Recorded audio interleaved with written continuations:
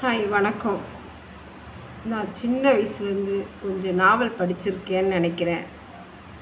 அதோடைய தர்மம் அதர்மத்தை தெரிஞ்சிருக்கேன்னு நினைக்கிறேன்.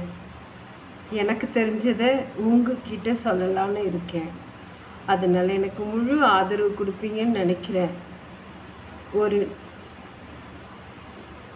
வரலாற்று நாவல் எடுத்து அதோடைய நுணுக்கங்களை சொல்லலான் இருக்கேன். நீங்கள் எனக்கு ஆதரவு கொடுப்பீங்கன்னு நான் நினைக்கிறேன். அதோடைய கருத்து, அதில் இருக்கிற ஏன் ஒரு விஷயம், ஒரு அன்பு, ஒரு பாசம், ஒரு கோபம், தாபம், ஏன் ஒருத்தவங்களுக்கு ஒன்று நியாயமாக இருக்குது, ஒருத்தவங்களுக்கு அது ஏன் அநியாயமாக இருக்குது, ஏன் அது தப்பு இன்னொருத்தவங்களுக்கு, ஏன் இன்னொருத்தவங்களுக்கு அது ரைட். எனக்கு தெரிஞ்சதை நான் சொல்கிறேன். உங்களுக்கு தெரிஞ்சதை நீங்கள் சொல்லுங்கள், கமெண்ட் பண்ணிங்க. நான் நாவல் படிக்கலான் இருக்கேன். எனக்கு தெரிஞ்ச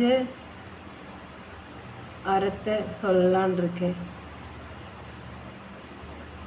நீங்கள் முழுசாக ஆதரவு கொடுப்பீங்கன்னு நினைக்கிறேன். எனக்கு கல்கி நாவல் ரொம்ப பிடிக்கும். சாண்டிலியன் பிடிக்கும். எனக்கு நாவல்லே மிக சிறந்த நாவல் வேள்பாரி ரொம்ப பிடிக்கும்.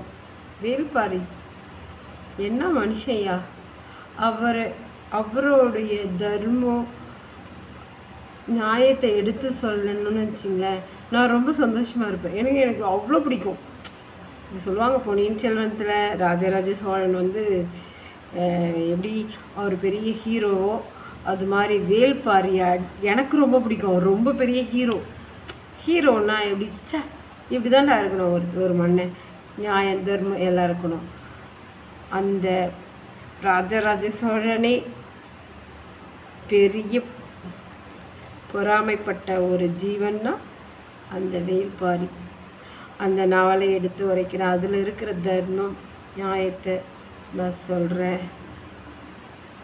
பொன்னியின் செல்வத்தை சொல்கிறேன். ஏன்னா பொன்னியின் செல்வன் நாவல் நிறைய இருக்குது. பொன்னியின் செல்வன் நாவல் படிச்சிங்க, அதில் உடையார்னு ஒரு அடுத்த பாகம் ஒன்று இருக்குது. அந்த பார்ட்டியும் உங்களுக்கு நான் சொல்கிறேன். உங்களுக்கு எது பிடிக்குதோ அதை நீங்கள் சொல்லுங்கள், நான் கமெண்ட் பண்ணுங்கள், நான் திருப்பி சொல்கிறேன். ஆனால் இப்போ தர்மத்தின் குரல், இது முக்கியமாக எல்லாருக்கும் தெரிய வேண்டிய ஒரு விஷயம். எங்கே தர்மம் நியாயம்? கீதையின் நாயகன் மகாபாரதம் கிருஷ்ண பகவான், அவருடைய லீலைகளை பார்க்கலாம். பாண்டவர்களுடைய ஒற்றுமையை பார்க்கலாம். துரியோதனுடைய அண்ணன் தம்பியோடைய சூழ்ச்சியை பார்க்கலாம். சகுனியின் தந்திரத்தை பார்க்கலாம்.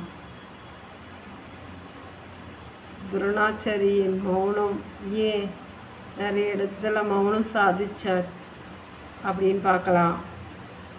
பீஷ்மர் ஏன் வீர மகனாக இருந்தோம், ஏன் அவர் அமைதி, ஏன் அவர் எந்த ஒரு எல்லாத்துக்குமே தலையாட்டிகிட்டு இருந்தார் அப்படின்றதையும் பார்க்கலாம். திருதராஷ்டிரரையும் பார்க்கலாம். பாண்டியையும் பார்க்கலாம். குந்தி தேவியும் பார்க்கலாம். பாஞ்சாலியும் பார்க்கலாம். தயவுசெய்து என்னுடைய நாவல் அதோடைய தர்மம், மகாபாரத்தை ஃபஸ்ட்டு நான் சொல்கிறேன். அதோடைய தர்மம், அதோடைய புண்ணியத்தை என்னால் முடிஞ்ச வரைக்கும் எடுத்து சொல்கிறேன். ப்ளீஸ் எனக்கு சப்ஸ்கிரைப் பண்ணுங்க, கமெண்ட் பண்ணுங்கள்.